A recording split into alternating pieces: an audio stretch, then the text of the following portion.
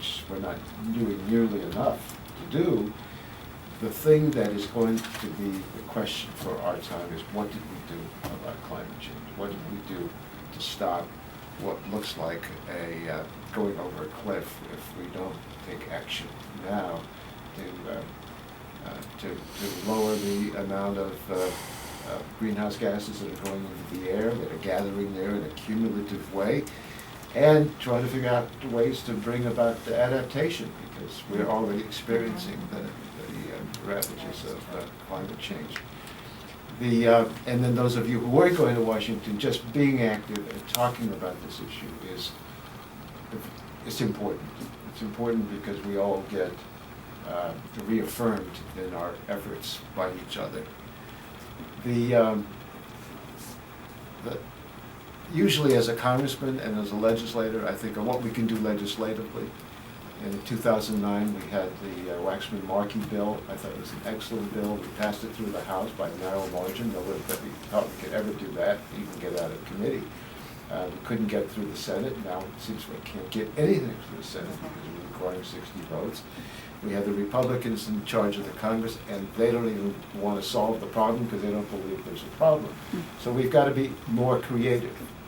And the creative way now is to take actions any way we can to raise the temperature on the politicians, not on the climate, not on the planet. And so Senator Whitehouse and I have been trying to figure out what can the administration do without Congress having to act. Because he's not going to get Congress at this moment to act. We think a price on carbon is the key. But in the meantime, if we can't get that right now, and I think we will at some point, there are actions that the administration can take. Through the Clean Air Act, which is not what we envisioned when we adopted the last changes of the Clean Air Act, but we had the intervening action of the U.S. Supreme Court, which usually rules against things that I believe in, and maybe you believe it as well, but on a 5-4 basis said the Clean Air Act requires the regulation of carbon emissions if it's a threat to public health and the environment. And the EPA has made the declaration that it is a threat, and EPA is starting to act. And they don't need Congress to pass a law to give them the power to act. The law, Clean Air Act itself, gives them that power. The EPA can regulate the emissions from new power plants, which they propose. But they need to do more than that. They've got to regulate the emissions of the existing power plants. They've got to go after the oil refineries. They've got to go after some of the larger sources of carbon emissions. The Department of Energy does not need Congress's permission to regulate efficiency. And there are many areas where we can regulate greater efficiency of our use of energy. And of course, one of the ways we've saved a lot of greenhouse gases is by greater fuel efficiency in our motor vehicles.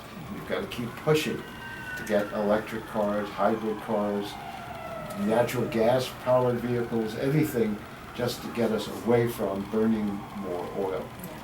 The President can act, I think, in very, very effective ways to achieve at least the goal that he set out in Copenhagen, and I was with him, where he said we'll at least get a 17% reduction by 2020. I think we can do better.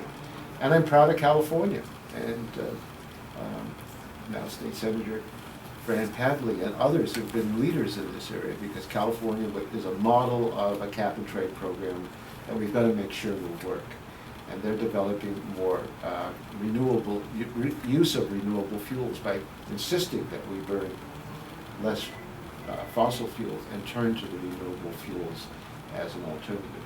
And when the rest of the country and the world sees our success, they will be emboldened as well. We can embolden each other, but we can also cause reverse of things that are being done that should be done.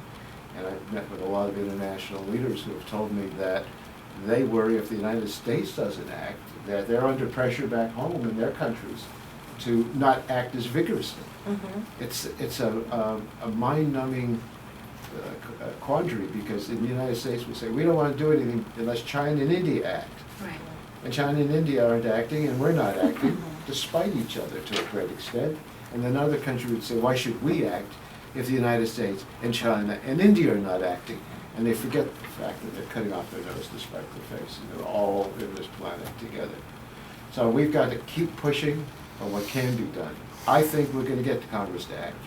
Maybe not this year, maybe not next year, but once the president starts acting to regulate, there are industries in this country that don't want regulation, they'd rather have legislation. And the best example of that was in our bill in 2009, where we told the utilities that you can get help to pay for the costs of meeting tighter emission standards. If EPA regulates them, they're not going to get any help to pay for it, they're just going to have to do it. And they're going to have to pay for it themselves and pass it on to the ratepayers and not accomplish the goal in the most conducive way to protecting our economy and our environment. So at some point, a lot of those groups are going to come back to Congress and say, please, let's get on with some rational way of achieving the goal of moving to a transition that will get us as quickly as possible for less carbon in the environment and in our atmosphere. But what a lot of people forget about environmental laws, and I've been around long enough to realize this, nothing happens overnight. Once you pass the laws, then there's a transition because, for example, in LA with the largest amount of air pollution that we've had compared to the rest of the country, we've had to develop strategies over time. We could have stopped a lot of smog by saying no more cars in the LA basin, but that would have destroyed our economy. So we developed a transition as cars were cleaner, burning, and replaced the cars that were more polluting. We got better and better in our environment. And that, of course, is one of the clearest examples, but there are others as well. So we need to act now, get this transition moving. A lot the president can do, and this letter, I think, will be helpful just to remind him. I think he understands it. I think he cares about it. He didn't do a lot that we would have liked him to do, but he did a lot nevertheless. Tighter fuel efficiency standards, regulation of the power plants, for new power plants on carbon emissions, a huge investment in renewable fuels, dramatic moves. But we're dealing with the problem that even dramatic moves are not enough. We've got to go beyond that. So you've got my remarks on this. I don't know if that you're doing a video on it.